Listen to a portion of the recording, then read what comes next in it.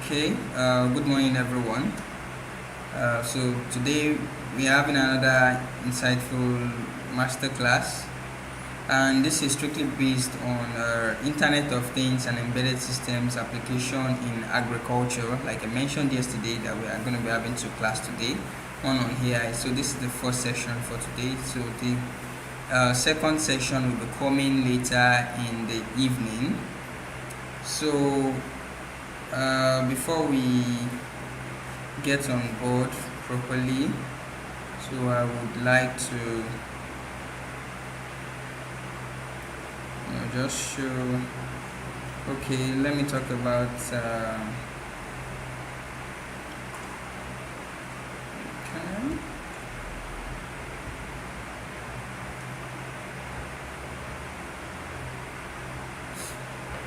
Alright, so this is Precision Field Academy. Precision Field Academy is the organizer of the Precision Agriculture Incubation Program. So, and at Precision Field Academy, our vision is to create a world where every young person, regardless of their background, has the opportunity to become a digital savvy farmer or agricultural professional, driving sustainable and equitable growth in their communities through the transformative power of technology. And our mission is to raise next-gen farmers that are tech-inclined and digitally savvy. So Precision Field Academy, it's more like a social enterprise where we train and build the capacity of young professionals in modern and emerging technologies for the future of work and to lead with precision agriculture. So our methodologies, we have three core methodology. Number one is education and knowledge sharing, training and skill development, coaching and mentorship, tech skill acquisition. So the tech skill acquisitions we have there, they are basically six in focus. Number one is drone technology.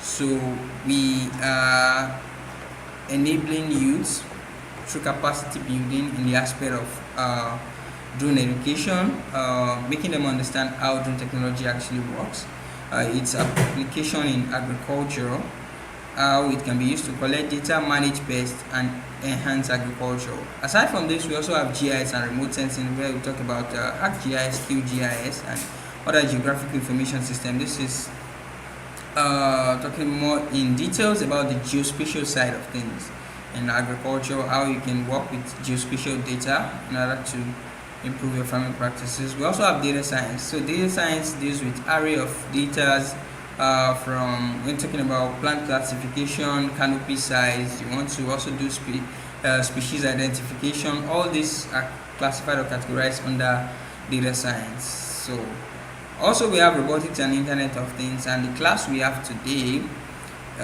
it's classified under the robotics and Internet of Things, where you have systems, we could call them embedded systems or expert systems, that could make decisions based on pre-programmed instructions. For instance, you have a smart irrigation on your farmland.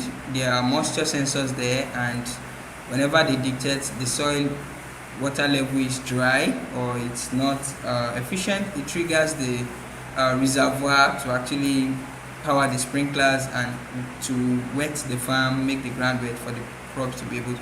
So you are not necessarily need to be there before all of these things actually take place. It's about automation, and you can also get updated information, maybe from your mobile app or your computer, your PC, and all of that this task has been executed. So we have AI and machine learning at Integrated Precision. Part of our sponsors, we run a program for farmers, like part of our service. It's called crop monitoring service. So the crop monitoring service is, we take a drone down to your farmland, collect the data, so we can help do maybe plant count. You want to know the number of crops you have. For instance, you're an oil palm farmer or you have fruit trees on your farmland.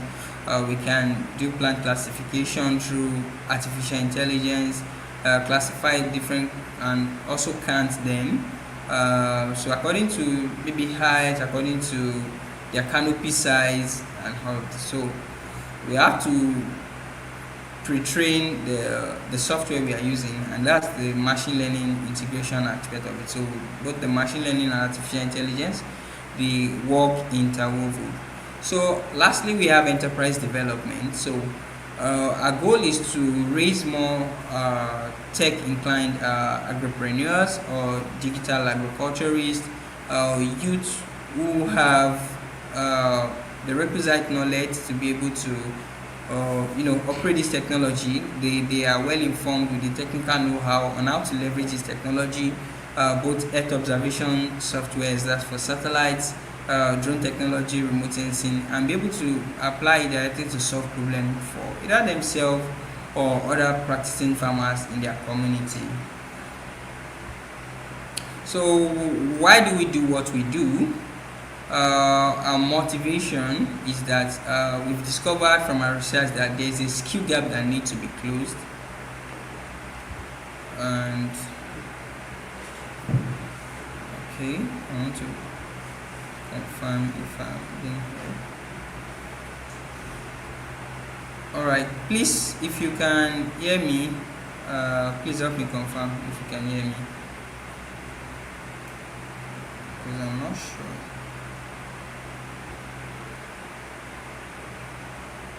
Please, can anyone hear me?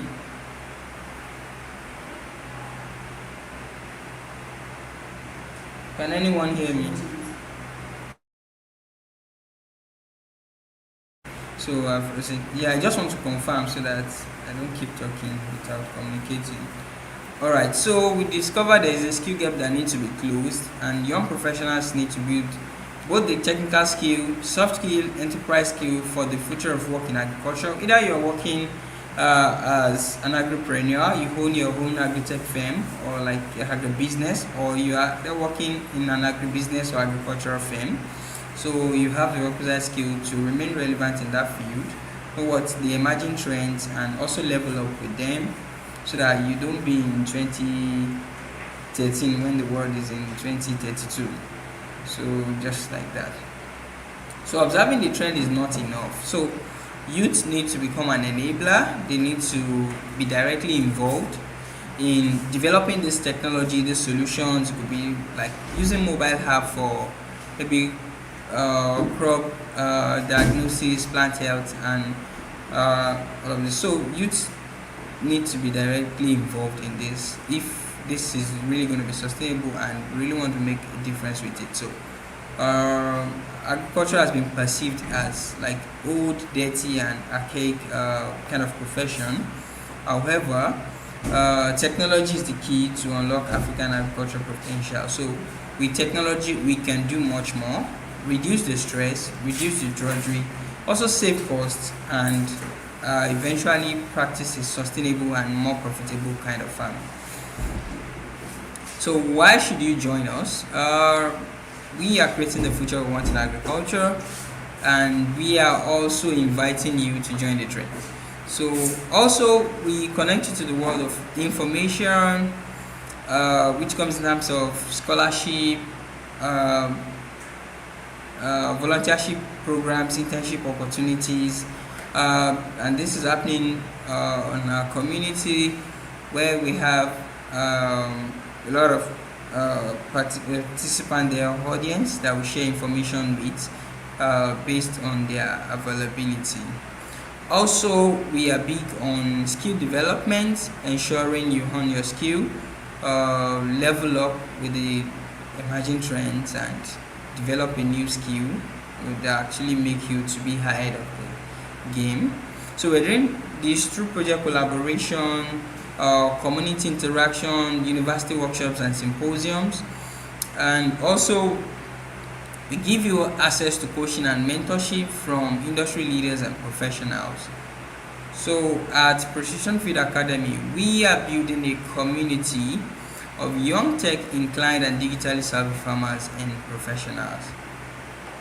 So we have various courses, and our courses a lot in drone technology, GIS and remote sensing, data science and agriculture, robotics, AI and machine learning enterprise development class. So for this edition, we have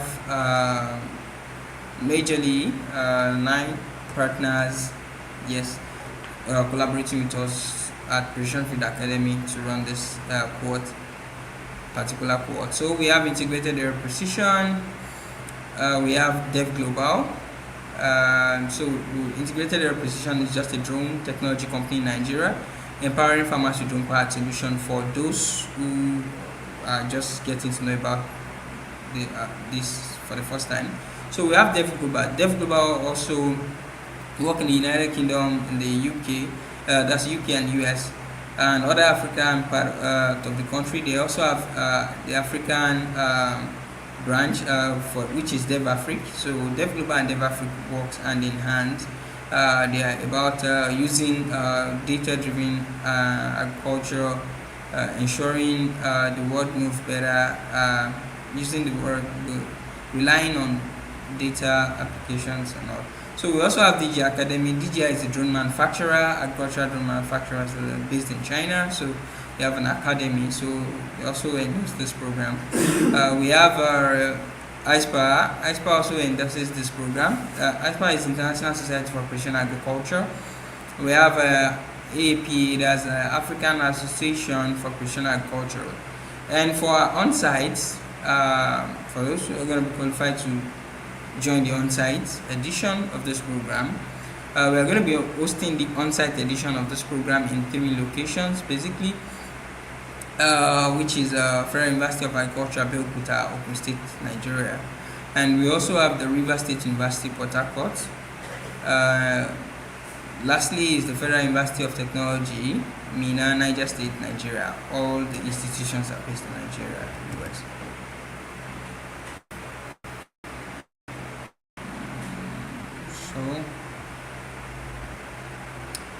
These are global faculties for this edition. We have various speakers from their different respective fields in engineering, data science, robotics, agriculture, the like. So you are definitely going to learn from the very best. We have some of them who have taken their class already, while some are yet to take their class. But just to inform you, so let me quickly bring this up. Right.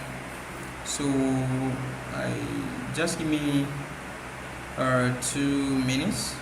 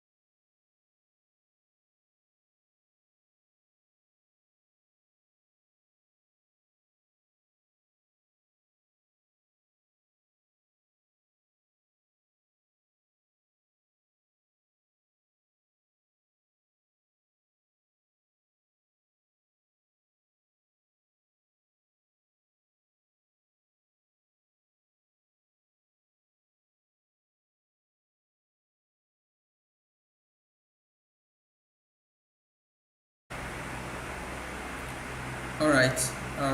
Apologies, everyone. I just quickly had to attend to something at my background here. Okay, so let's go ahead.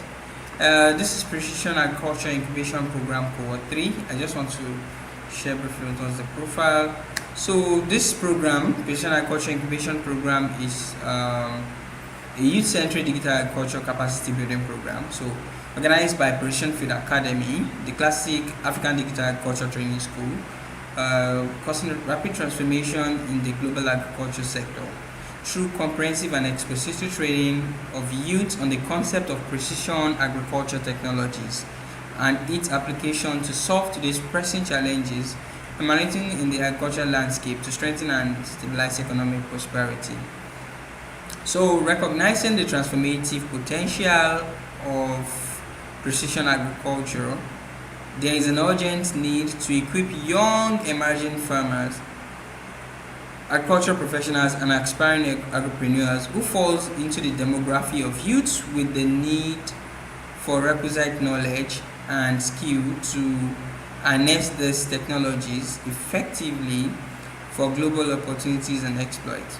So the Precision Agriculture Incubation Program addresses the need by providing comprehensive training in key areas such as drone technology, GIS, data science, robotics, Internet of Things, artificial intelligence, machine learning, personal and corporate branding, and also drone business entrepreneurship. So through this program, our previous cohorts participants are empowered to embrace innovation, optimize farm management practices, and contribute overall to the advancement of agriculture sector by creating local content digital solutions. So during the content of this program, you're going to do a lot of teamwork for the on-site and work physically with your team just to get the task done. So we have 7 objectives, so I'm just quickly going to run us through that again to be able to have a clearer understanding. So the objectives behind the Precision Agriculture Incubation Program, we have 7. One is to close the knowledge gap and the skill gap of participants about precision agriculture technologies in practice. Number 2, to raise next generation agricultural remote pilots. Number 3 is to groom young precision agriculture leaders and stakeholders for global exploits. Number 4, we have to build the capacity of youth in the aspect of technology application in agriculture. Number 5, we are looking at promoting the adoption of innovative and sustainable farming technologies that improves agricultural productivity and resource management. Number 6, we're looking at fostering entrepreneurship and encourage participants to develop technology-driven solutions for agricultural challenges. These are products you can sell in the markets. Lastly, which is number 7, is to create a network of digitally empowered young agricultural professionals who can drive positive change in the agricultural industry. And this program is more like a social empowerment program. So, and there are basic 4 things that stands out, looking at building capacity building. So now previous cohorts, our participants have been empowered with the advanced knowledge and skill in precision agriculture, enhancing their professional capabilities and career prospects. Secondly, we're looking at gender inclusivity. The gender inclusivity is to ensure that there's a gender balance in this technology adoption, both male and female. So especially for young females who are in university, some people will be like, I did not even choose agriculture, they gave me agriculture and all of that. So we are trying to look at making lemonade out of lemon. If you are given agriculture and you don't choose it, so just go by it and you can actually do something very great with it. So forget the perception that agriculture maybe just to be for man should be involved in farming alone. So women or women generally should be involved in this as well. So, and we are encouraging this participation. So for policy advocacy, so youth need to really get informed about technology trends like this, and when they are informed, when they have the opportunity to be in the government or in the political space, they can, influence and contribute to better agricultural policies regarding regulations, also bringing subsidies and incentives that will really help agricultural industry to really thrive very well. So lastly, we have research and innovation. So this is about upskilling, getting informed with the technology trends, getting in shape for it, and preparing yourself to be able to remain relevant with these evolving skills that is taking place in agriculture. So agriculture has gone beyond the stage of wool and cutlass. We have data-driven agriculture, like 100% data-driven agriculture, where you can monitor what is happening, even if you are not in your farm, and there are technologies you can put in place to actually monitor them on cloud-based to be able to see work progress and measure what you are doing. So this training mode is taking place in virtual and on-site. So the virtual is what we are presently doing or observing or experiencing now through the online master classes from our global faculties. And so we have for the classroom lesson. The classroom lesson goes hand in hand with the on-site. So that's just to put you through certain briefings and basics of what you need to do as regarding going for the on-site. The on-site practicals are just strictly going to be on the field. You're going to do a lot of field work, pure practicals, and you see a lot of practical scenarios to be able to have a consolidated understanding about the concept of precision agriculture. So focus area: drone technology, GIS, artificial intelligence and data science, robotics and Internet of Things.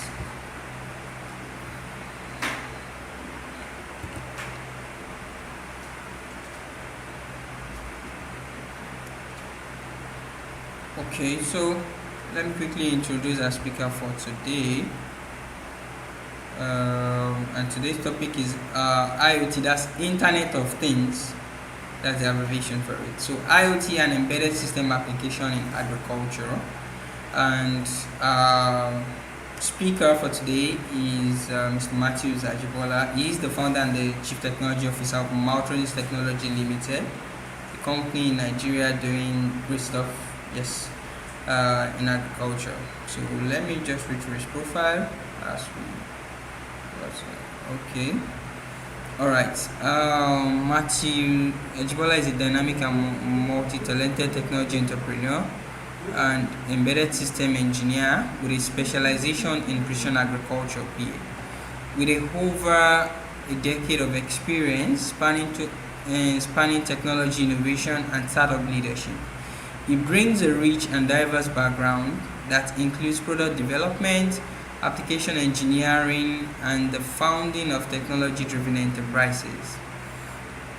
His core areas of expertise include application development, product design and development, PCB design, ARM Cortex and PIC microcontroller programming, automation and robotics, big data analytics, cloud computing, precision horticulture, plant breeding, and the broader fields of agri-tech. His technical proficiency is complemented by a strong entrepreneurial acumen, particularly in leveraging technology for agricultural transformation. In recent years, Matthews has focused on the convergence of the Internet of Things (IoT), edge computing, artificial intelligence, and cybersecurity in the cloud. So with a keen interest in their application within the agriculture 4.0, he has been actively involved in developing and deploying innovative digital agriculture technologies, both within and beyond the International Institute of Tropical Agriculture (IITA). Among his most notable contribution is the iWet prototype, an off-grid IoT-based precision irrigation system. This solution earned grants support from IIT and the Cocoa Research Institute of Nigeria, (CIRIN). The success of iWet prototype played a pivotal role in the selection of Matthew startups, Maltronis Systems Limited, for the prestigious Qualcomm, Qualcomm Make in Africa Mentorship Program in 2023. So Maltronis emerged as one of only 10 startups chosen for a competitive pool of applicants spanning over 34 African countries. Wow. Previously in 2018, Matthew joined Griggs as Chief Technology Officer TTO, where he led the development of Griggs. That's okay. I think there's some the prototypes. So this innovation positioned the company for selection in the Facebook Accelerator Challenge, further cementing its reputation for developing impactful and scalable tech solutions. So over the course of his career, Matthews Chibola has developed more than 5 agri-tech solutions and contributed to projects involving climate smart technology, biogas systems, artificial intelligence, automation, Web 3.0, and renewable energy. His work consistently bridged the gap between scientific innovation and real world application. As a visionary in the field, Matthew is deeply passionate about advancing agriculture 4.0 protocols and technology. He is driven by a mission to transform ideas with proven values proposition into scalable high impact solution. Known for his goal oriented mindset, he remains committed to productivity, entrepreneurial excellence, and the continuous development of capacity across technology and agriculture. So, hello. Okay, I would just like to bring him on board now. Hello, Mr. Matthews. You're welcome. Oh, If you greeting, can hear greeting. me. Good morning. Can you hear me? Yes, I Can you can hear hear you me? very well. Yeah, Yes, yes, yeah. yes, sir. I can hear you very well. Yeah. You So have the glad floor to be now, here. sir, so you can Yes. upload Can I your or share you can my share your screen? screen. Yes, yes, yes. Go ahead, please. Okay, sir. Right.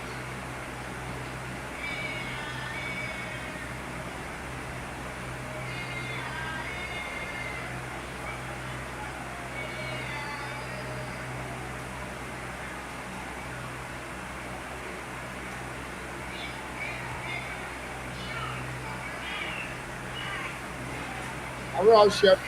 Can you see my screen now? It's Hello? still loading. Okay, yes, yes, yes. Yeah. Yeah. I don't know whether it's the stand over there or the wave, but if everybody can hear me, great time to be here. Um, I'm Matthew Okay. Ajibola talking. Today we're going to be discussing on IoT and embedded system design application in precision farming. But our major focus today is what I title Art of Electronic Design in Modern Agriculture. Hello? Hello? Hello, Hello? sir. We can hear you, sir. So you Yeah. can go ahead to maybe swipe your slide or change them, so we can actually see you. Can you see? We are live now. What about now? Yes, yes. Your slide is changing, so we can. What about the audio? Is it audible? The audio is also good. The audio quality is good. All Okay, right, you let me can go check. ahead. Let me repeat Okay, myself sir. again. So as the my name is Matt Zakibola Olatosi. So today's topic that we're diving into is IoT and embedded system design application in precision agriculture. IoT, as you know, is all fall into embedded system design. But our major focus today is going to be what I title Art of Electronic Design in Modern Agriculture. I don't know, please can you up your sound, your background sound? Hello? Hello? Please. Am I I've put it am I off. No problem. communicating? Yeah. Am I communicating, please? Yes, you are. You are Yeah, communicating. yeah. So is what I tied to as out of electronic design in modern data agricultures. When you look at your surrounding, every daily life is embedded with electronics. Our life is embedded with electronics. Once we are talking about technology, you can't talk about technology and leave components, electronic.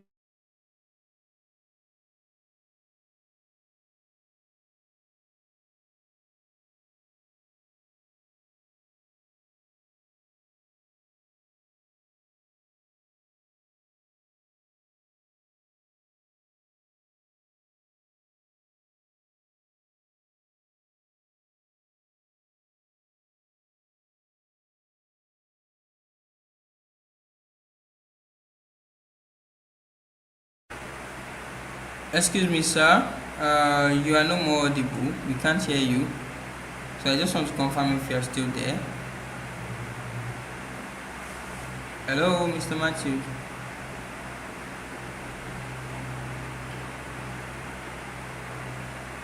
Hello, Mr. Matthews. Okay, I think he's trying to join back.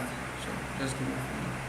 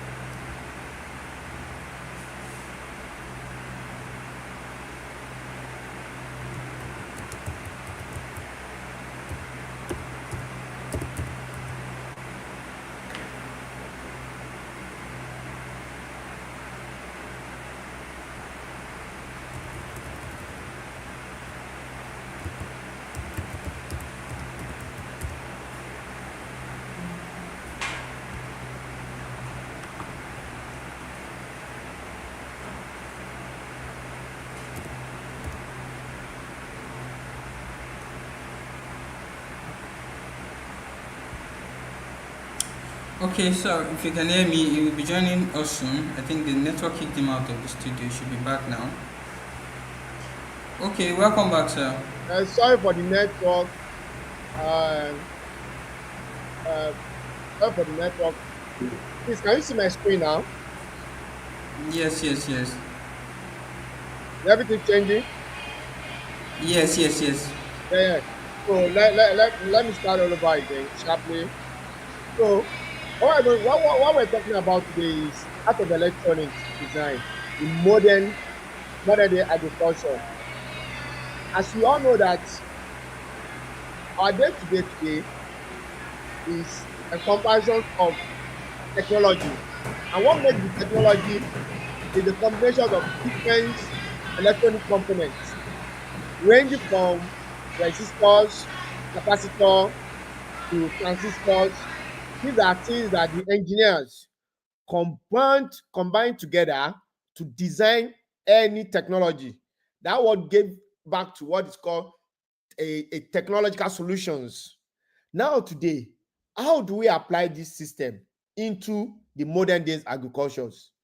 As we all know that agriculture is beyond hoes and cutlass. In order to be able to effectively increase your yield, increase your performance on the field as has been done in other walks of life, from mercy to automobile to entertainment to factions. Every single of these sectors, they are embedding technology into their day-to-day in order to increase their efficiencies and to get better results. Now, agriculture should not be left out. We should move from the traditional way which our forefathers do farming and move to the new modern eras whereby technological solutions are being developed in order to help farmer to increase their efficiency, their efficiencies and performance, in order for them to see better results either in their crops or in their land preparations. The end point of this is to have a bountiful harvest and to generate a better revenues.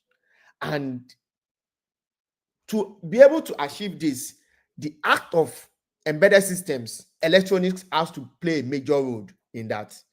Now comes what is the protocol called embedded systems.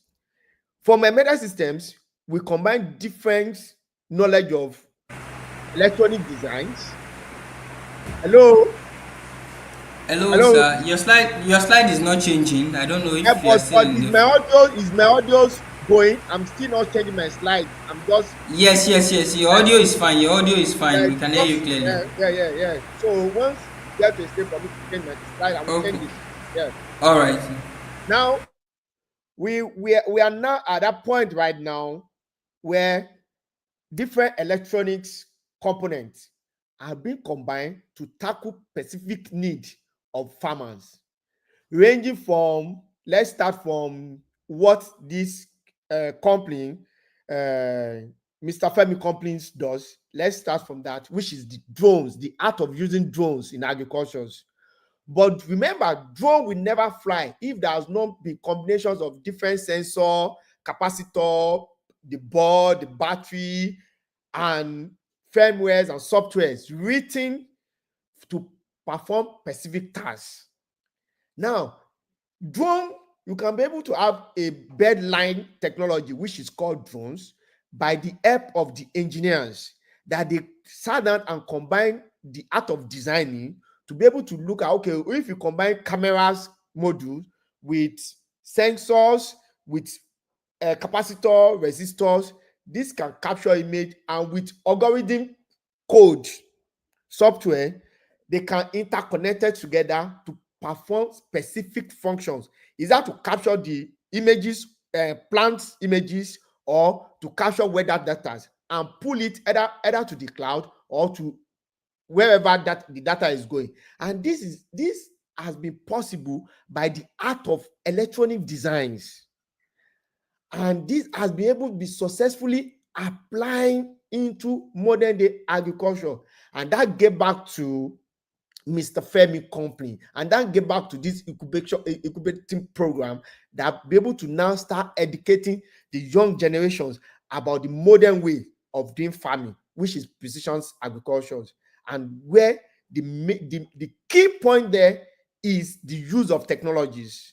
Is that you are engineering the technology or you are doing applied science. And today, with that, we introduce us to the basics, and from there we believe a new generations of precision agriculture engineer, farmers, hobby will emerge.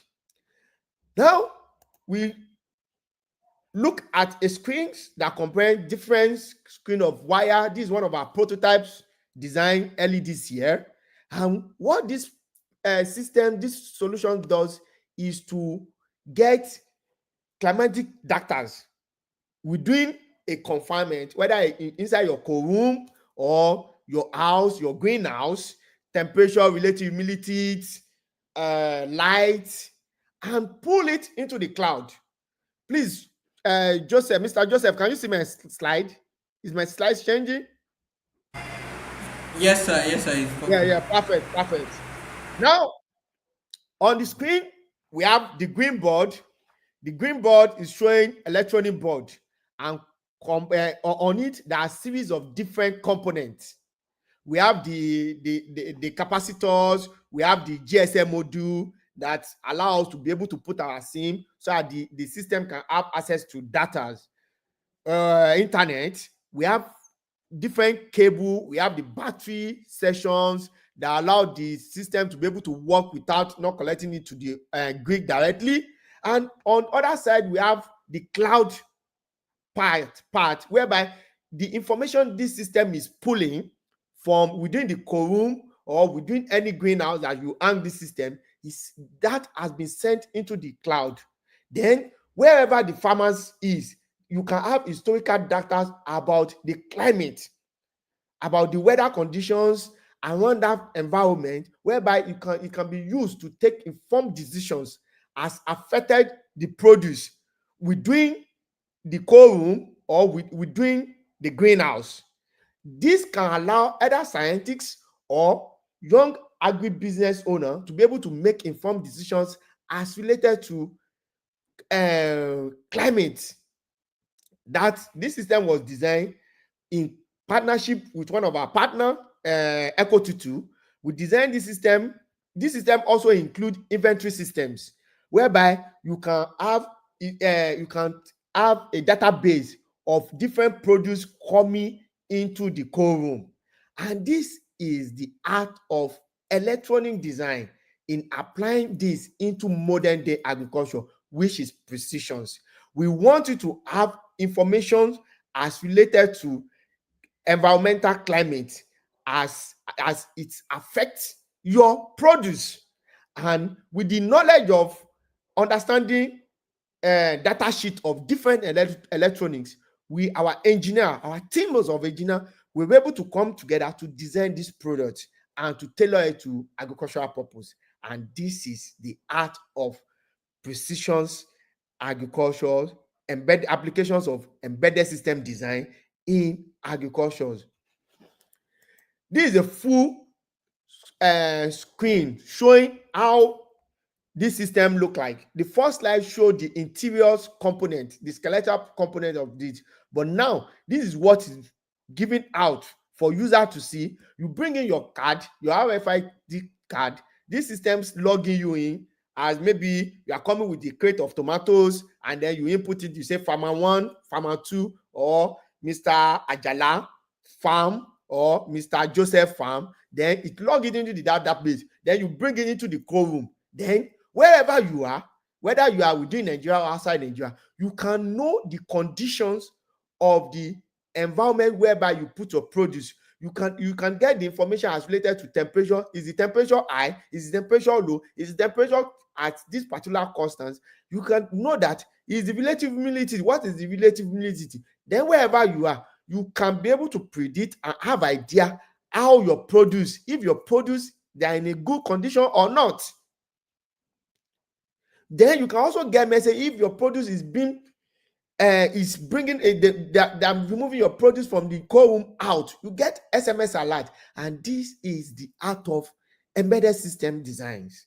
This has been embedded system design application is part of our day-to-day life.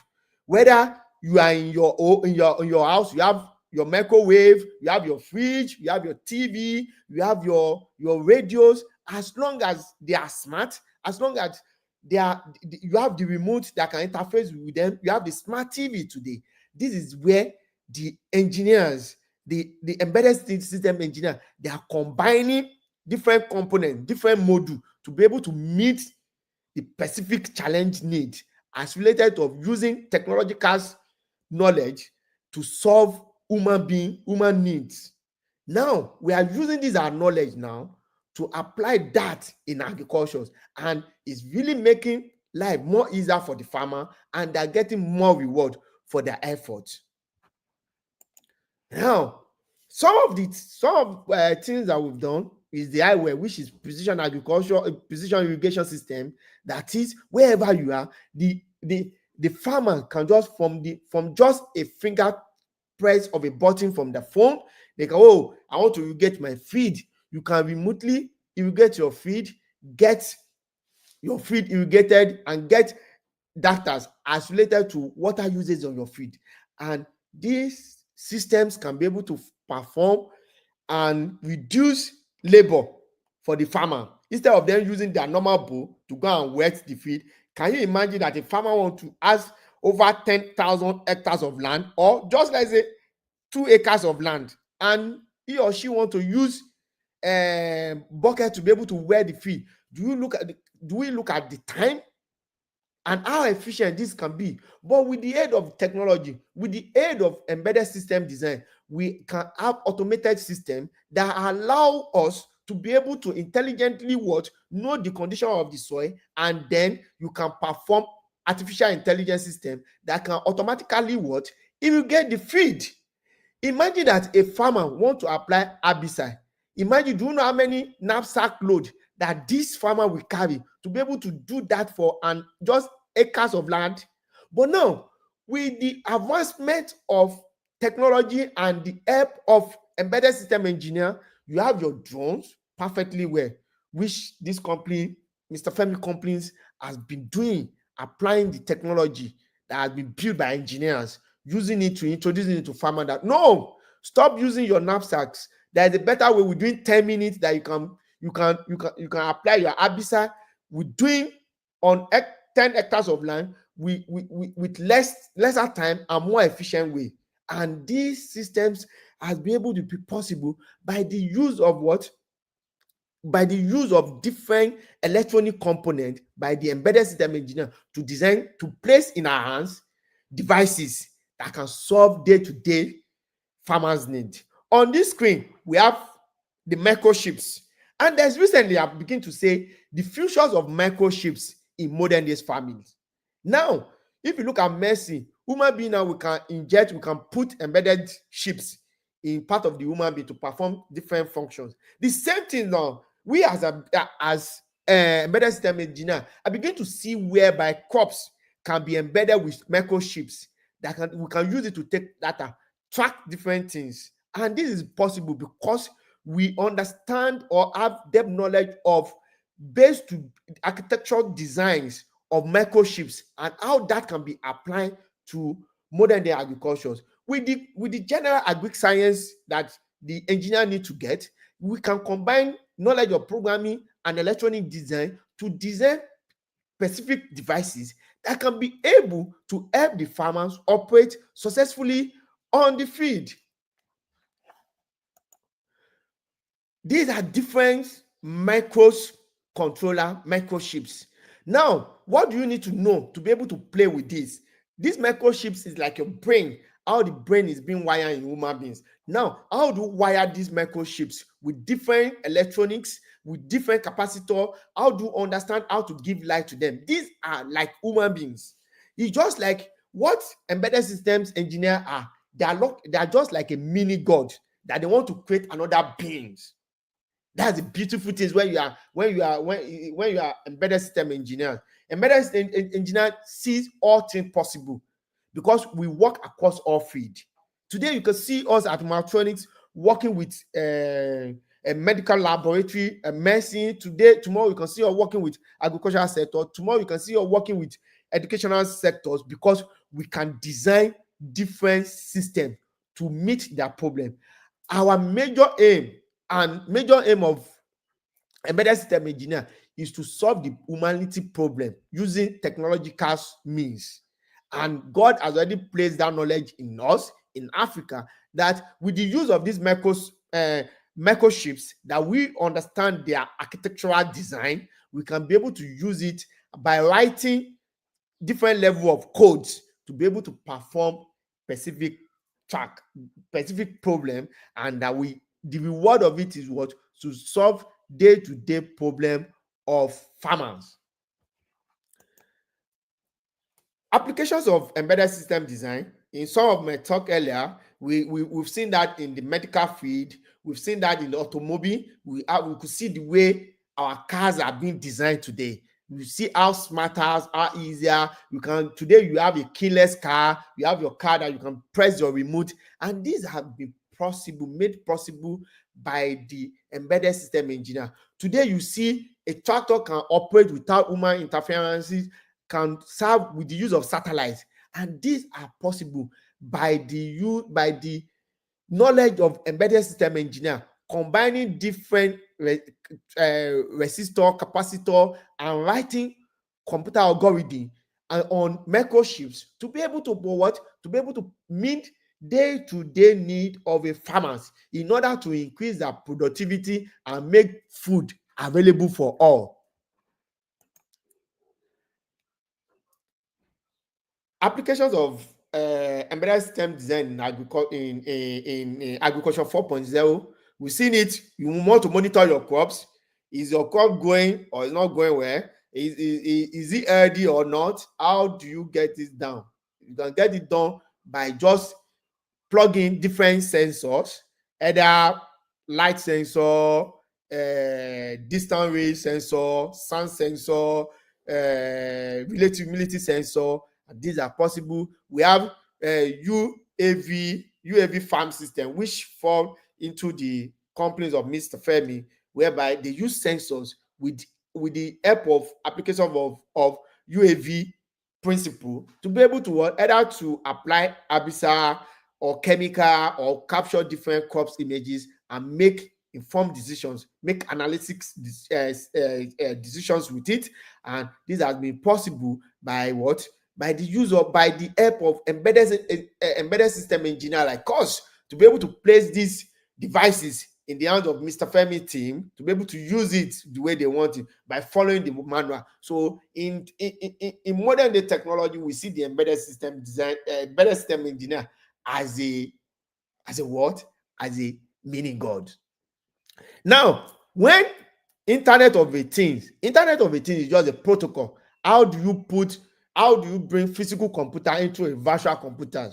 So from your web page or mobile app, you can get information that the sensors is pulling by following what they call HTTP protocol, that the microchips get what they call ADC information. That's it converts analog to digital signal, and then by interfacing your microcontroller with either GSM module and then writing some protocol, either you are using HTTP protocol to communicate with the servers, and the information is being put to the server. Then with the line of algorithm, then the user can see that okay, the signal that the computer is the microchips is putting, which we are seeing it as a signal, but programmatically we can now turn it to a readable information whereby you are seeing temperature. Maybe the temperature is 10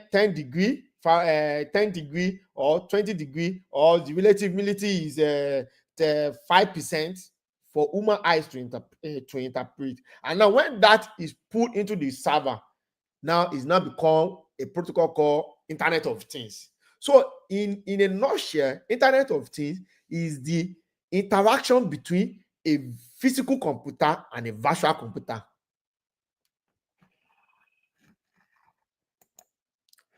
Now, when designing of different embedded system design, either we're talking about applications of it in agriculture, that protocol to follow, step guide in order to be able to design a particular device to solve specific needs. Let's take an example: a chef that want to prepare a stew, that want to cook, we want to make a stew for rice.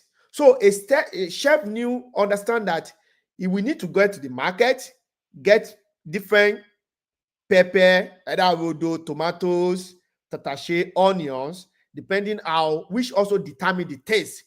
And then get oil, either he or she want to use the oil, groundnut oil.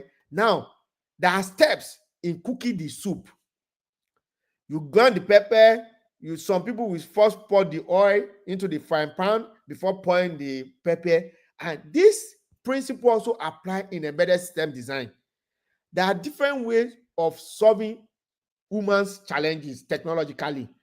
In different embedded system design can use different routes to arrive in solving a problem, but there are general principle that you must follow, which is applications development, middleware development, operating systems, device driver, and we now have what you call SOC, memory, peripheral. Peripherals are all these your sensors that comes in, whether your UAV sensors or your distant range sensor, your relative humidity sensor, your light sensors, different kind of sensors. They are peripheral. Your GSM module that will put data into the microchips. These are peripheral that will comes in. Sorry. Now we have the drivers and we have the middleware. The middlewares are the firmwares that run directly on the ships. Application softwares are, for example, when you carry your drones from your tab, the application that you use to control the joysticks, these are application softwares. They are not the middleware, but the middleware and the operating one, they are the one that run on the microprocessor either of your drones, whether you are using ARM processors that allow the microprocessor to interface with different other peripheral, from your resistors to capacitor that take in the power, because whether the power is 5 volt to operate or 10 volt, that will take it that, or is converting your DC to AC to be able to operate. Then the Wi-Fi module or the Bluetooth module that will pair with your phones. These are other peripheral that will come, and this is able to be possible by the aid and the help of the middleware firmware that allow the application software to be able to interact with the device drivers. And these are basic principles that you need to understand if you want to become a sound embedded system engineer and to be able to develop and design devices that meet the need of modern day agriculture practices. Tools that you need. As we all know that the farmers, formerly they have hoes and cutlass they use. Also, embedded system engineers, in coming up with this solution for farmers, they need some tools that they need to use to be able to develop these wonderful devices, to be able to solve these challenges for our farmers. So we look at the life as textbooks and bios are important to students.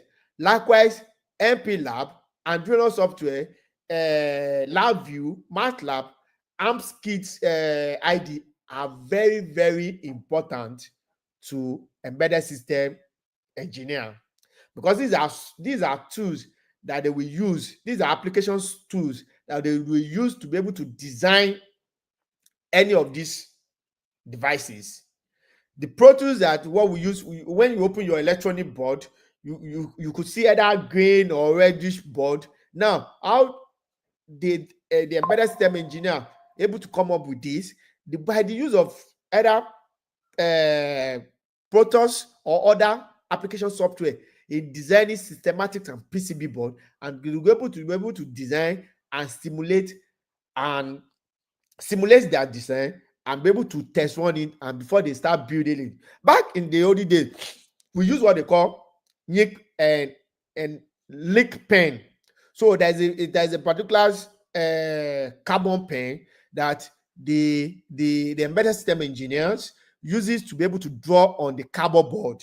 The board that you are seeing on your electronics, which is either green or red, or depending on the colors coated with, they are carbons. And what happened there is that, back to our chemistry, oxidations and reductions.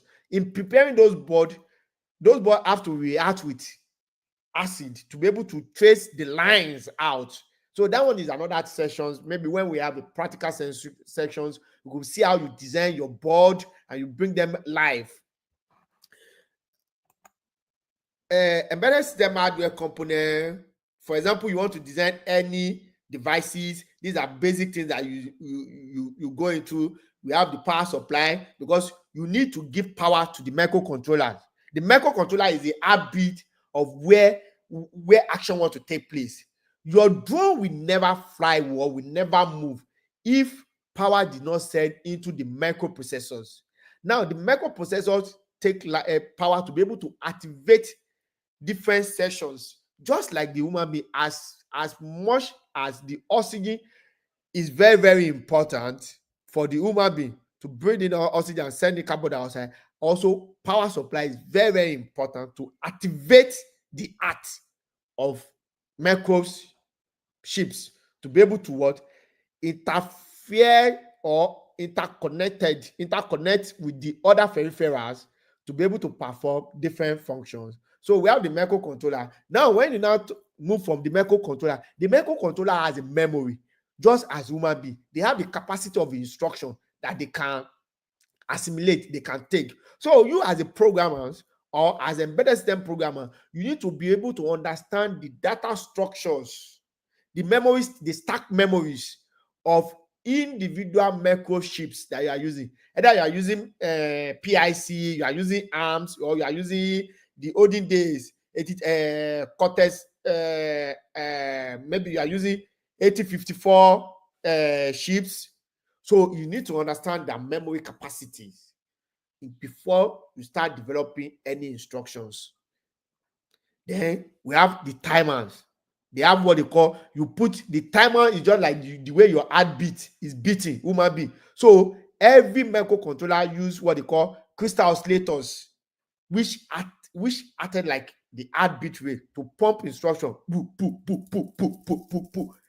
Then every other instruction that is being passed to them to different registers, this system can execute them simultaneously. Then we have communication ports. Communication ports are different ports.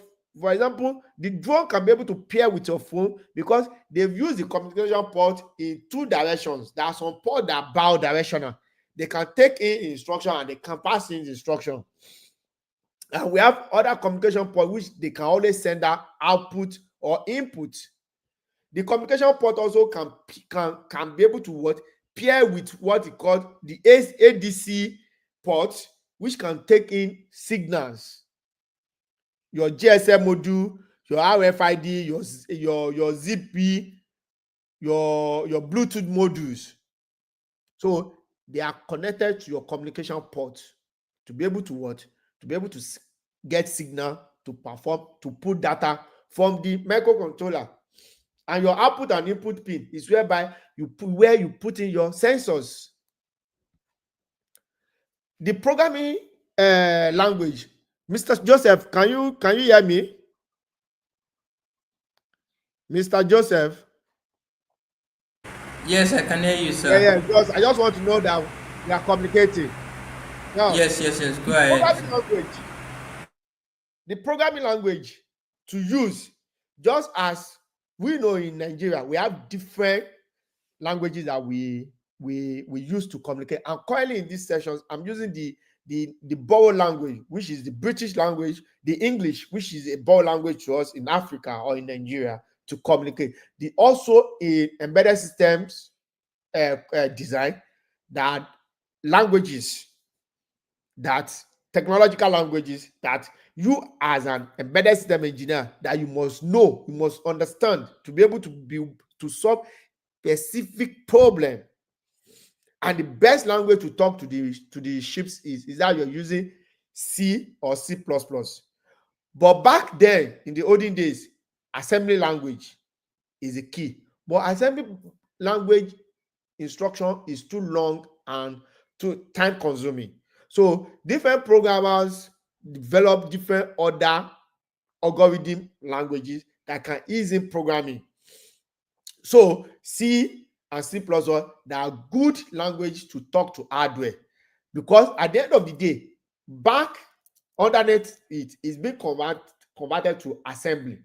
But fast developing with the language, we have the Ruby, we have the assembly that I've talked about, we have the Java, we have the Pythons and others different languages, frameworks both which you can use to interfere with the hardware, both for the web services and for the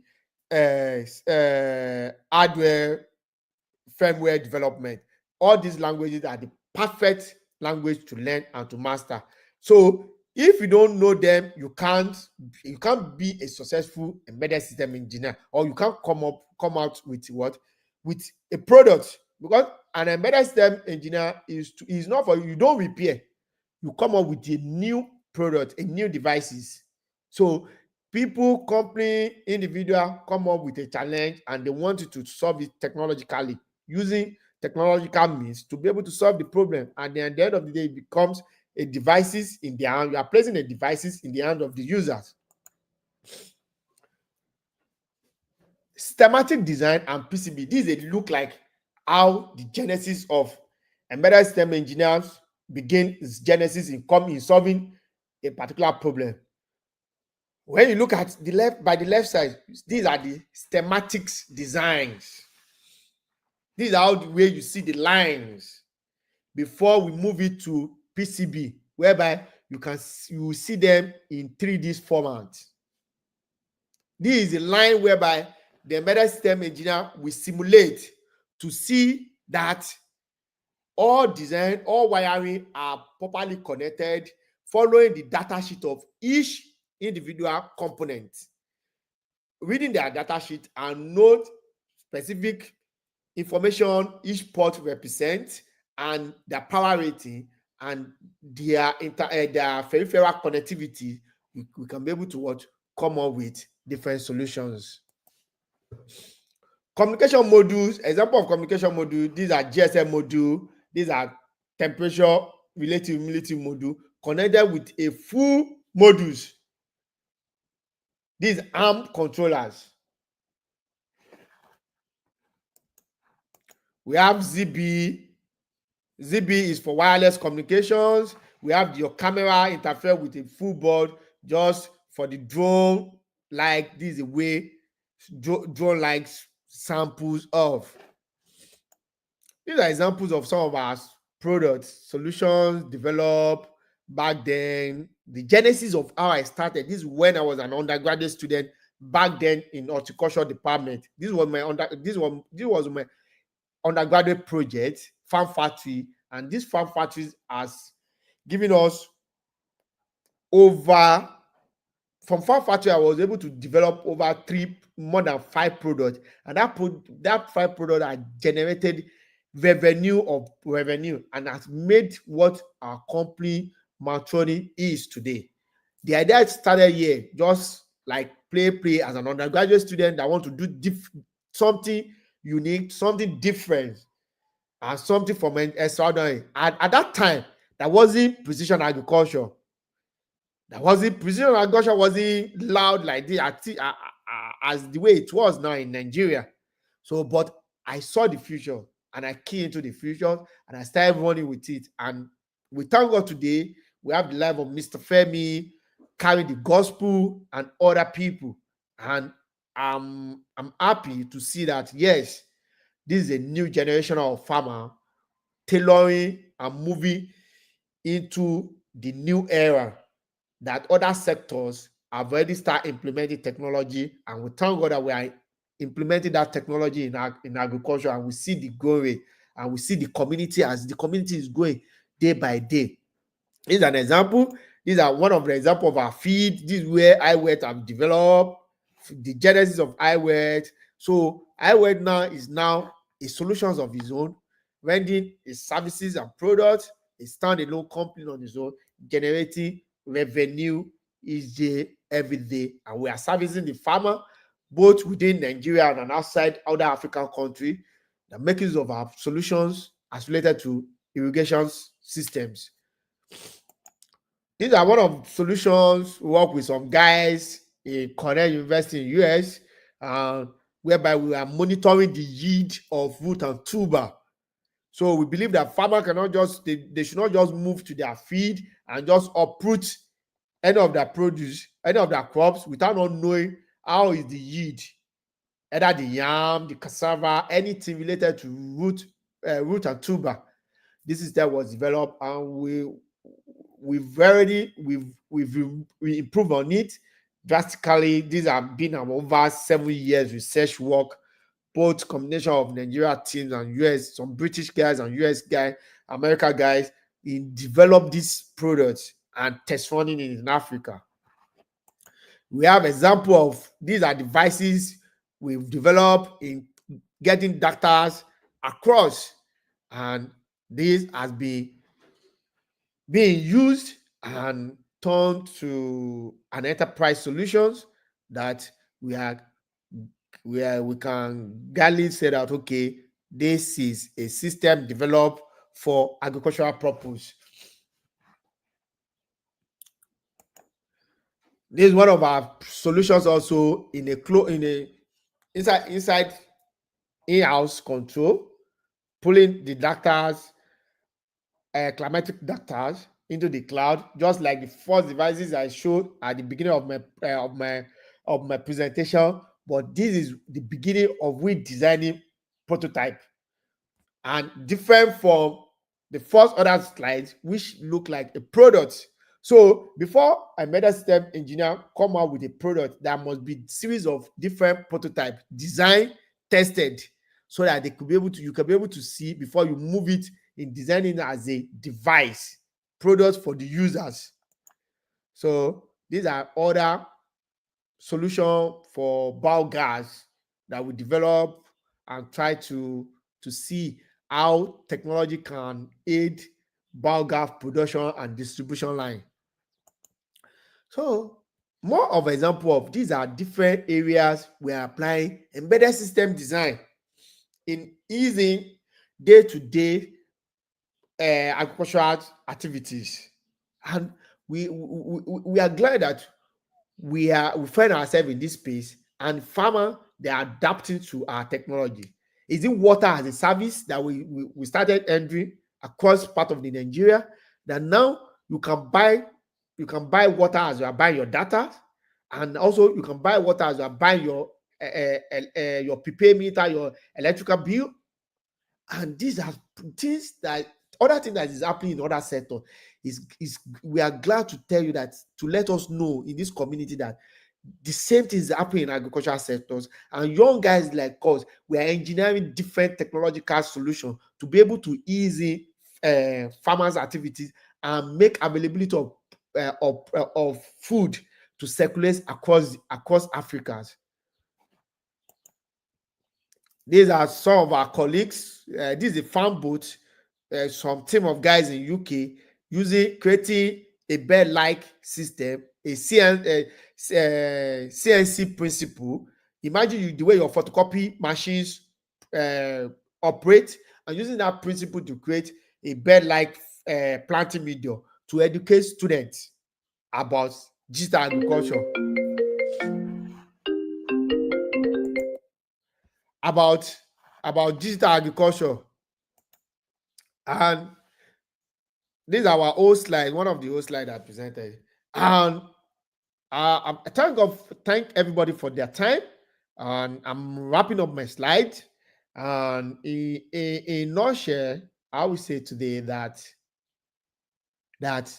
technology now knows what the farmers need, the need of the farmer. The tech speak the language and it solve the problem. Now, for us to increase food availability of food to all, there's a need for us to apply technology to things that we're doing in agriculture. And that's the purpose of these protocols called agricultural 4.0. That now we are no longer depending on our hoes and cutlass, but with the use of different technological protocol, farmers now can farm with ease. In time of security, they can monitor that terrestrial with the use of the drones. They want to irrigate, they can irrigate with the use of smart irrigation system and using off-grid systems. They want to know the plant condition. They want to get information from from the the farm. With the use of the technology, with the use of different technological protocol, they can have this.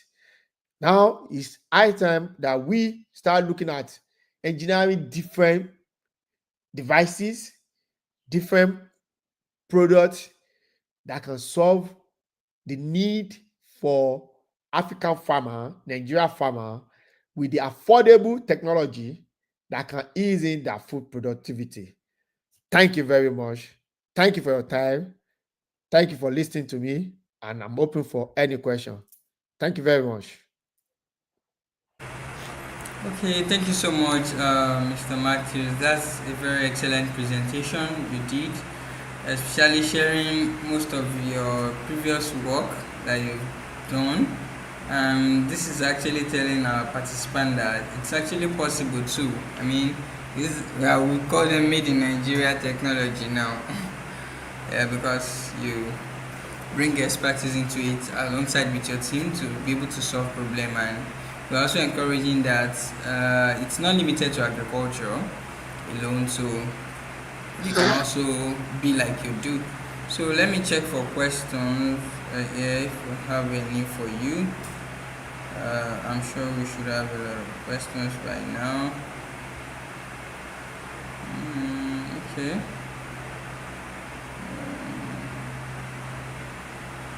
This person is asking, in preparation agriculture, how can IoT and embedded system be used to optimize irrigation schedule based on real-time soil moisture weather?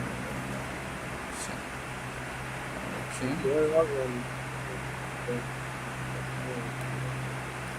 Hello, sir. I don't know if you understand the question. The Yeah, person yeah, is yeah, trying to ask. yeah. It's Okay, the sir. same now. Thank you for that questions. IoT, IoT and embedded system. When you talk about IoT, you are talking about embedded system design. We should not mix it up. You get IoT are one of the protocol developed by the embedded system engineers. The art of embedded system design is one of them is called IoT. Now, IoT, you can use IoT to optimize irrigation scheduling by developing different sensors that you can calibrate them to be able to meet knowing the water require for that specific crops. Then you can calibrate your sensor, either your soil moisture sensor, which we've used for our product. We have a product like this that solve this question that this fellow is asking. So remotely, either remotely or by SMS, you can be able to manage your water with the information that the sensor is pulling from the ground, sent to communicate with the microcontroller, and it's being sent into the cloud. Then the farmer now can have historical data also, because the sensor is pulling either 5 minutes, depending on how programmatically that sensor is being calibrated, whether you want it hourly or daily. Then the farmer has historical data to know all the water threshold of the soil. Then he cannot make informed decision by whether next season I'm going to use 100 liters of water to irrigate my 1 hectares of land. And then also this sensor will activate irrigation and stop at a particular time, depending on the water threshold that you as a user you've already calibrate that sensor to stop and to what to activate your controller. Thank you very much.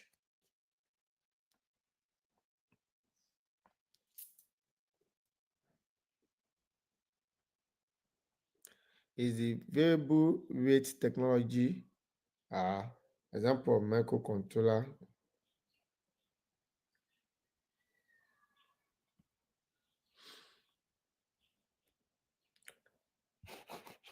Please, Mr. Joseph, are you talking? No, sir, my mic is muted, so I just put it on again. He's Yeah, saying yeah. is the variable rate technology (VRT) an example of embedded system used in agriculture? Yes, yes. Now they are all under embedded system design. They are all under embedded system design. They are all under embedded system engineering.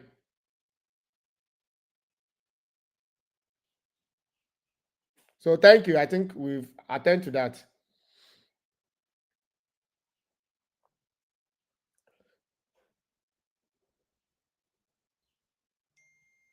How can a regular farmer without a strong educational background understand and apply these things in agriculture for results? Would the Yeah. farmer just depend on the engineers or professionals? So thank you very much. Just the farmer needs any engineer to operate phone. They don't need that. All they need to do is to place this device in their hands, and with the manual guide, it's just to, so the farmer don't need to know all these component things. They all need to know how the system, the devices, how it being functions. And gladly like, could tell us that we deploy our solutions across different farmland without we being there. All you need to do is that no one is teaching anyone how to use phones, or is it that anyone is teaching anyone how to play music. As long as you know the button to play music and to stop and to on, that is all. So is a user friendly solutions, any technological solution coming being introduced or developed for farmers is is as simple as ABC for them, as long as they can operate their phone. It's not a complex system or solution or technology that we're playing in the hand of the farmer.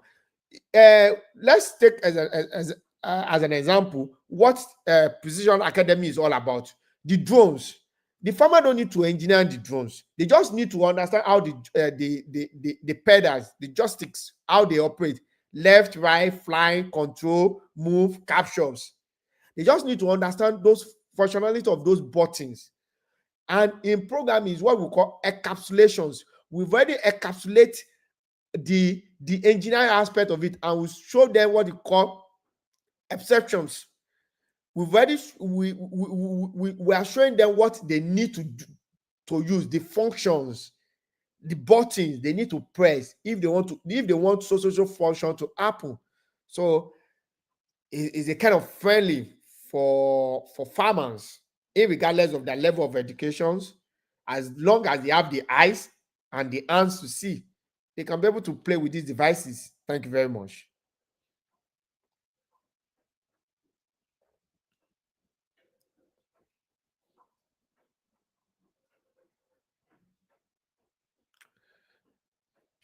Your mic is off. Sorry, the person is asking, what will it take and how can you become an embedded system engineer? A two-way. I always tell anyone, and I will tell you, internet is your best teacher. You don't need to go to engineering school. You don't need to pick up mechatronics, electronic, or mechanicals to be able to become a embedded system engineer. All you need to do is to soak yourself to learning by picking up books, read, watch YouTube training, see, have a good mentor. And then if you study electronics as a course, is a plus, but there's nothing limit anyone to be able to become a embedded system engineer. I'm a very good, just like what Mr. Joseph was saying. I applied for electrical electronics in Funabs, and they gave me horticulture. And that didn't stop my visions of my company. I've worked with the best of people in the world. When you talk about Caterpillar, uh, Qualcomm, people that produce for Samsungs and Apple. But the person, anyone that even the one that study electrical, electronic, or engineer can stand beside me and we dish it out for ourselves full time. So internet is the best place for you. Open to the YouTube, get a good mentor, get a good a good mentor to mentor you and soak yourself to learning. Like this platform is a good platform because you could be able to connect with different expertise to be able to learn, to be able to gain knowledge. You get go for training, but regardless of your background, as long as you are passionate to learn anything, you can achieve anything and you can master it. Then you pick up your programming language. You need to learn different programming language. Learn as much as you can, but Learn, master one programming language very well first. Master one programming language very well first. Master the syntax, the structures, understand pattern design very well. Then you are good to go. Thank you. He's asking that what controller do you recommend for a beginner on embedded system? Yeah, I think the best one now is to the the best and the best and easy controller to use now is to use Arduino. So Arduino is a made embedded system now, very very simple. You get, from there you can upgrade to microchips and processor. But the best one to recommend for anyone that want to start for beginner is just pick up your Arduino board and you're good to go. Thank you very much.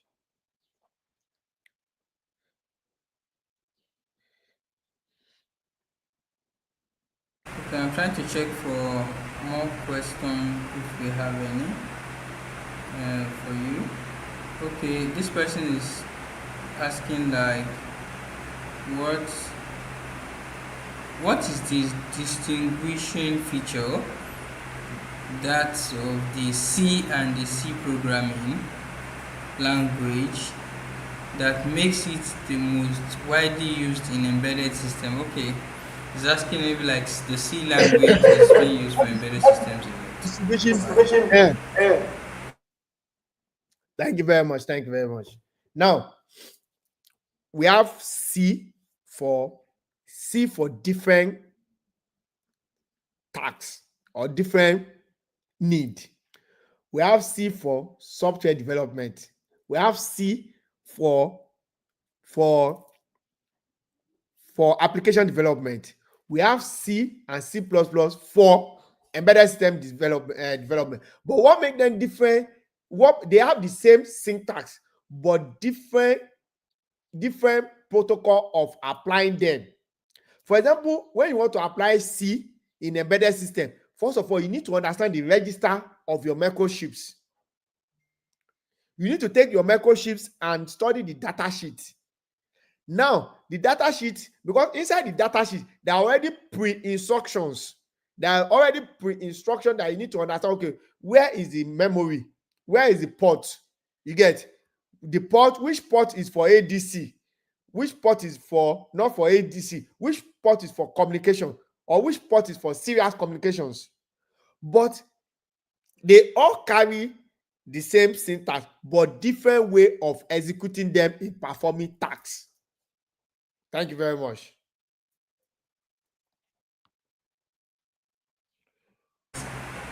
Someone is asking how friendly can any of this technology be for local farmers in terms of cost and utilization, knowing that we have more than 90% of our farmers being uneducated and based in the rural areas?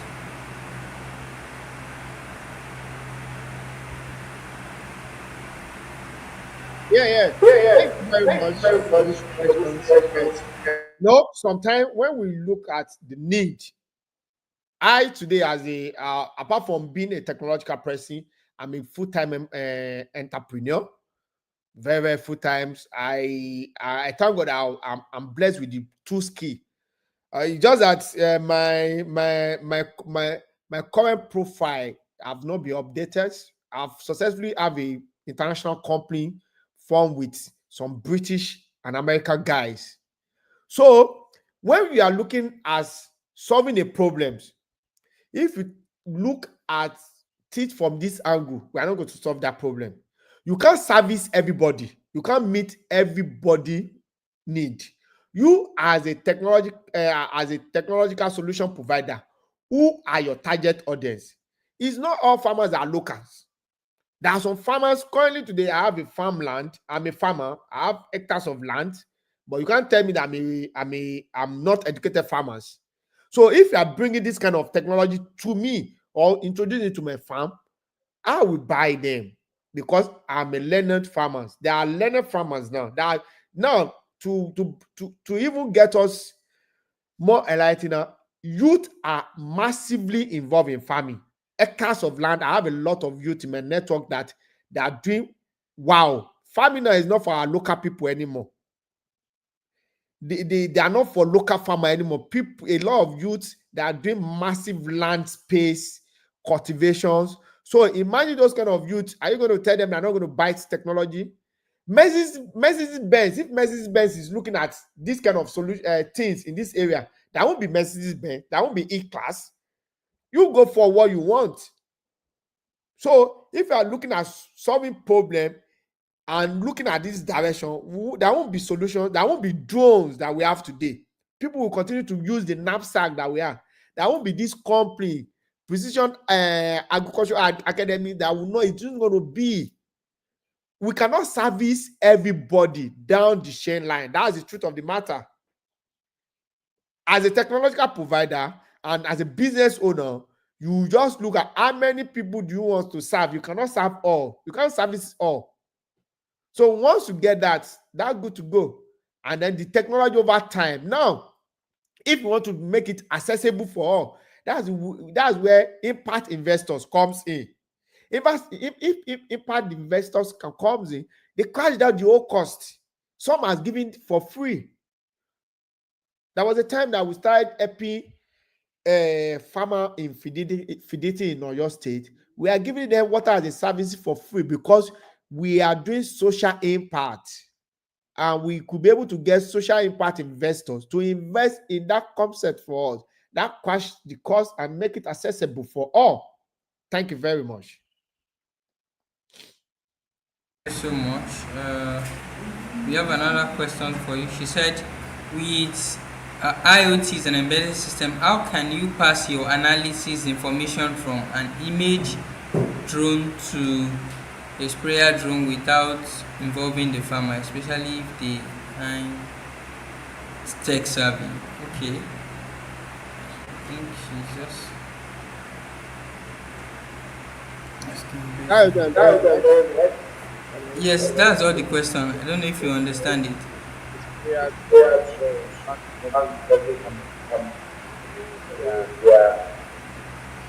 Please, can you up your mic? Okay.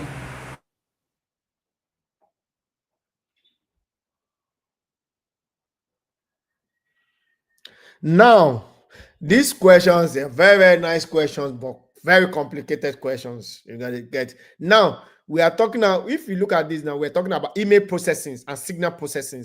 Now, you can process your images, you get, into, now, if you want to pass it into sprayer drone, then we are talking about signal processing. So you take that images, you process them into signals. So it's the signal that now that the spray drones will interpret. I don't know if you get that, but I think I've worked around that kind of solution back then when we were doing machine learning. Thank you very much. But you can get my contact. See, you can give me contact. You can share my contact to that person that asks that questions. Then maybe you can get more in-depth knowledge or practical application of that solutions. If you can get my contact from Mr. Femi, and then if you need help, we can be able to get that solved.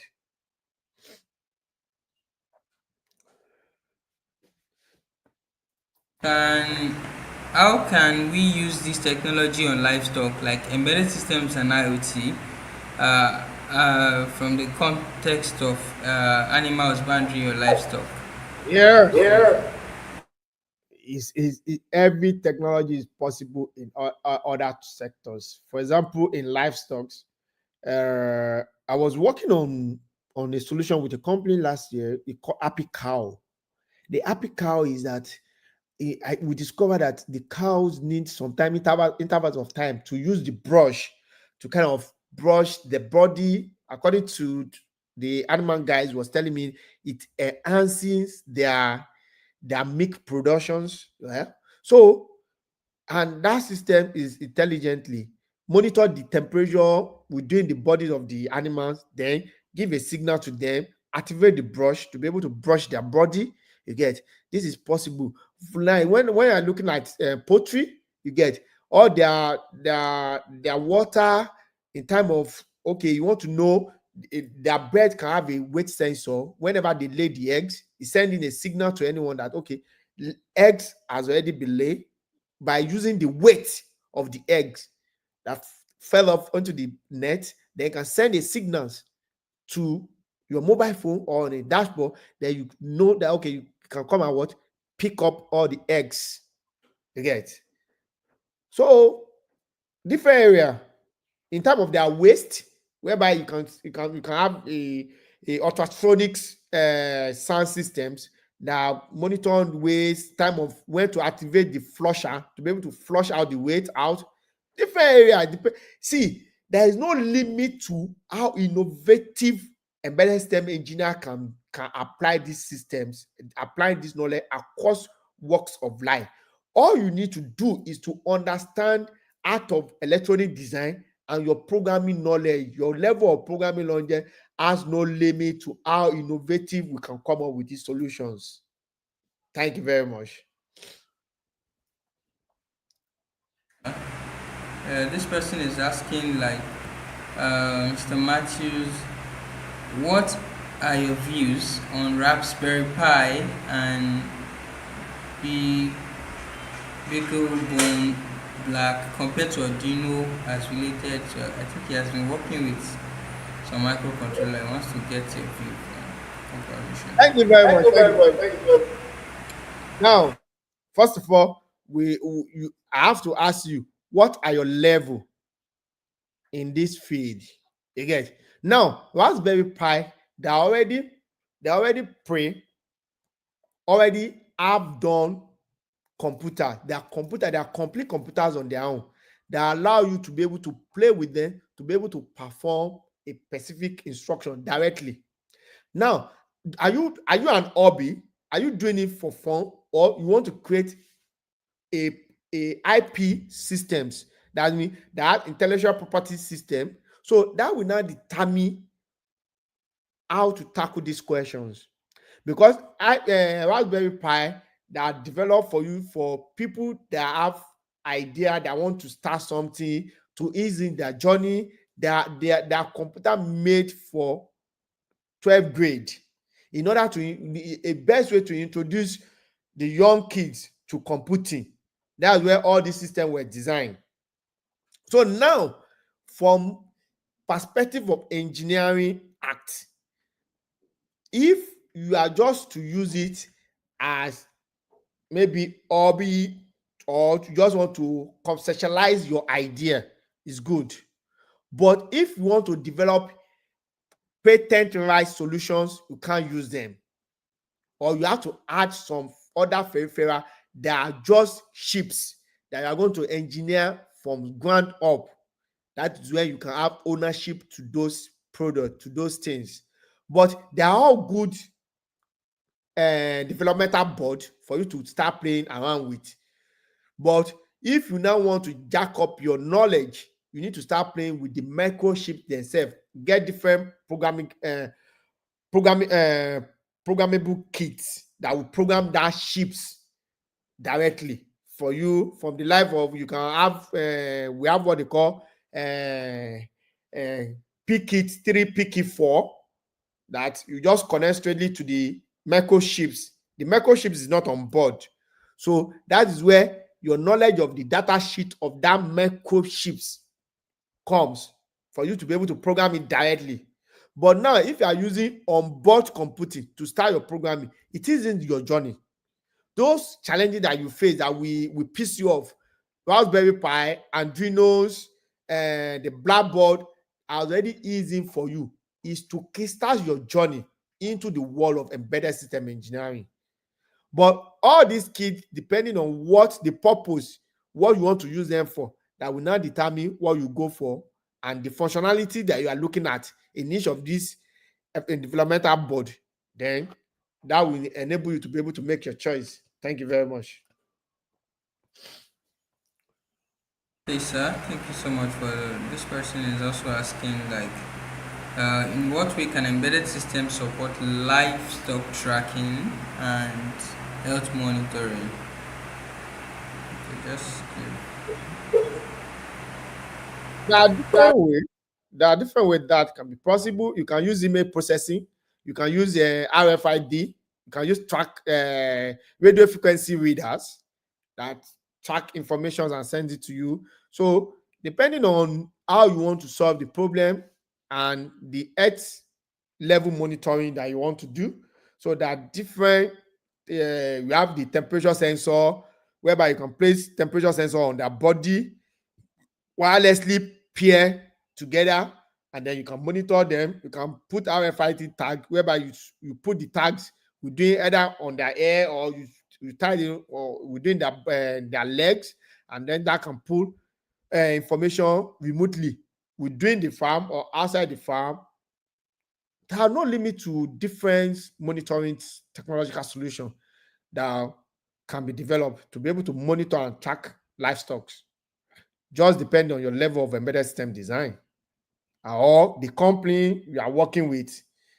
You know, a good example is that what EcoTutu did early this year is that they have an idea, they needed somebody to brush it up that already have good knowledge. We brush it up, we turn it, and we turn it to a product, and everybody has a 50-50 shares.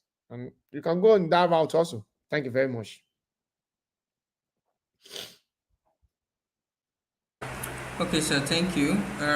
This lady, Elizabeth, she's asking that how can IoT enabled sensors and embedded system be used to improve crop health monitoring and promote sustainable agriculture in resource limited settings? Now, when you talk about limited resource settings, that's constraint the answers now or responding to this. In general, I would say like there are different solutions that we are developing in every day today to be able to monitor crops health, which, for example, uh, if I'm on the farm, I can show you our full lab whereby we're doing some cloning and we're using different sensors that are being built by our team to be able to monitor those things. The same time as we are farmer, we are full-time engineers that we are using technology, in-house technology, to ease in what we're doing on about over 500 hectares of land. So now on limited setting now is the same time there are some low ship sensors that you can use that are available. But now durability is another thing that you need to put in concern. Now, in limited setting now, what are the durability that you are looking? How do you want that system to serve you? These are things also you need to consider in setting up this technology. Thank you very much. Okay, so thank you. This lady, she's asking, besides plant ticks, which is an AI doctor for plants, do we have one for animals that could help us trigger disease? Besides sensors that monitor feeding and movement of fatigue, if you want to share anything around that.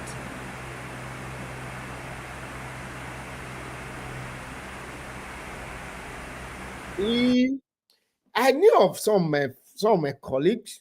I think the guys in US now. They've developed a lot of solutions for to monitor animals. Like us at Matronics, we focus mostly on plants. I focus mostly on plants, but I know of some of my guys and some people that I've already worked with, developed some solution. There are a lot of other solutions to monitor plants, animals, which I can share the contact over time if you need that. Thank you very much.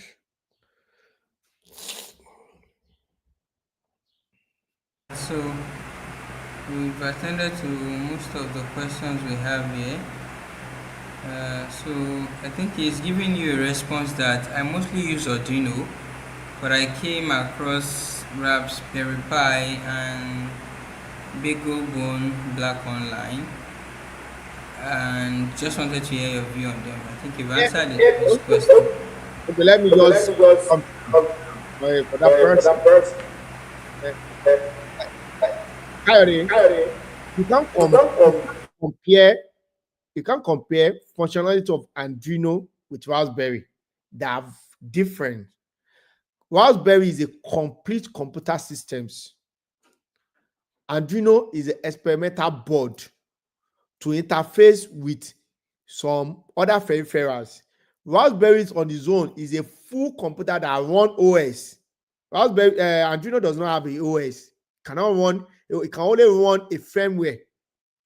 So the in terms of memory capacity, in terms of different functionality, in terms of peripheral, and Raspberry is far apart to Arduino. With Raspberry Pi, you can have a stack server. You can stack them up to create a server. We're creating some server with Raspberry Pi.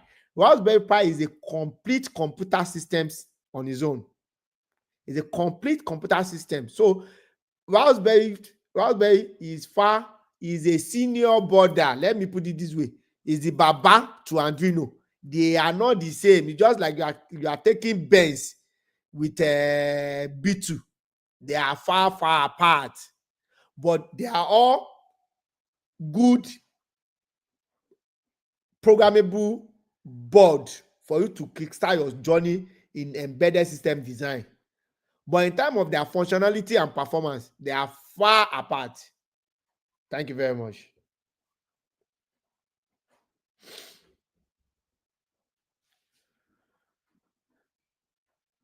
Innovative and useful as this all sound, I don't know how we can make these things affordable for farmers. It's expensive technology. Do you have anything to say to this? If not, We are trying to be able to make it affordable for farmer. But likewise, as I've said earlier, we cannot service all farmers. We cannot service all farmers. For example, let me just use an example as us. We are deploying our solution in one of the farm in Benin. And if I make mention of the how many millions that it costs to deploy just 10 hectares, it's not all farmer that can afford it. But the company that want to deploy that, they know why they need that, because they know the reward of it. So when you look at all this technology, how expensive they are, we are making each day the price is crashing down. I remember 3 years ago how much it cost one of our pump. One of our pump alone cost millions of naira. Now it's less than a million naira. So with time, this system will be affordable for all farmers. But the early stage, remember that also the innovators, they are business owners too. They need to make their own. As they are making social impact, they need to make money, they need to pay salaries. So they will first target who they can service, that can give them that revenue, who they can sell the idea to, so that they can, once they generate revenue. What happen with new technology that once you make your more money, you crash down the productions. Once you generate revenue, enough revenue, you crash down the fourth version. That's why we have version 1, version 2, version 3. So the version 1 cannot be what for the general farmers. So that's the way to go about this, and that's where we, the solution provider, that's the way we are going about it, and also collaborating with other international body to make this system more affordable. Thank you very much. okay. Time is fast spent.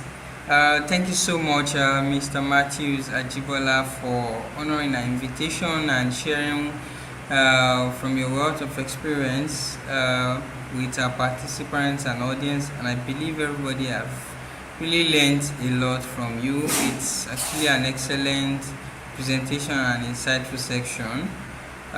So on behalf of the entire Precision Field Academy team, I'm extending unreserved appreciation to you once again. So I just want you to maybe like give a closing remark or a word of encouragement to our participants from your end before we close this masterclass or training? Yeah, thank you. First of all, I would say to the team, to the organizer, to Precisions Feed Academy team, thank you for this great opportunity to be able to create this platform to educate and to educate community, the next generation of farmer about what we're doing in Maltronics and what they need to know about technology advancement in agriculture. We thank God for this program. This is the third season. We thank God as it's going, and very soon this program is going to become a very live event whereby different people, experts across the world, we all going to assembly. It's not going to be virtual anymore. It's going to be a city whereby everybody's going to be assembling to be able to hear from us and learn from us and grow with us. Great. And to the audience also, I will tell everybody, don't let anyone tell you it's not possible. Don't let anyone tell you that you cannot do it. And don't let the government or don't let the situation of your country, my country, to limit your dream. You can achieve anything, regardless of the circumstances that surround you, wherever you find yourself. I am Mr. Femi, the founders of the company. I think we are a good example to tell you that you can be whatever you want to be. It's just matter of focus, dedications, and determinations. So if you are dedicated and focused with your dream can come to reality. It just matters of time. Time is what determines how high, wherever you be. There is no ceiling to how high you can fly, you can reach if you are determined and focused. Thank you very much. Okay, thank you so much for the charge, sir. It's duly appreciated, and believe that maybe some other time we will also get the opportunity to bring you on board again. Thank you so much for inspiring the hope and also sharing the gospel of precision and digital agriculture. It's a really great work you're doing at Maltronics Developing Solutions and ensuring challenges and problems are being solved in order to improve and enhance the vitality of our daily life. Thank you so much, Mr. Matthew. Bye for now. We can see you some other time. So, Yeah, thank you very thank much. you very much. Yes. Bye. Bye. All right. Okay. So to all our participants, the attendance will be shared across on the group and on the email, so we can put in our attendance and to show that we truly attend this. So, and every other information will be shared. We still have a session by evening. Kindly put that in mind. 4 o'clock, we are going to be talking about AI. Can AI replace human? Artificial intelligence, because people used to discuss that, okay, artificial intelligence will take our job, blah blah blah, and all of that. So we are going to be dissecting that topic, yes, with a professional, like an expert. She's also very sound with what she's doing. So ensure to put that in mind. So 4 o'clock, that's 4 p.m. GMT plus 1. We will be live again here to discuss on can AI replace agriculture, navigating the future of work in agriculture. All right, thank you everyone. Bye for now. So see you later in the evening. We'll be live. All right.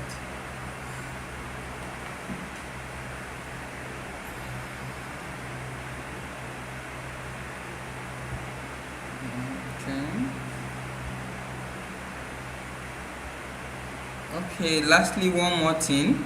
For those that have not been able to do their DP flyer, so you can use the link on the screen. It's called getdp.co/PAIP. You can just put like getdp.co/PAIP to create your own design. You just need to add your picture. I think you can post it as well on your social media and do then tag Precision Field Academy stack PAIP program and you'll be able to. All right, thank you so much everyone. So bye for now. Do have a great day.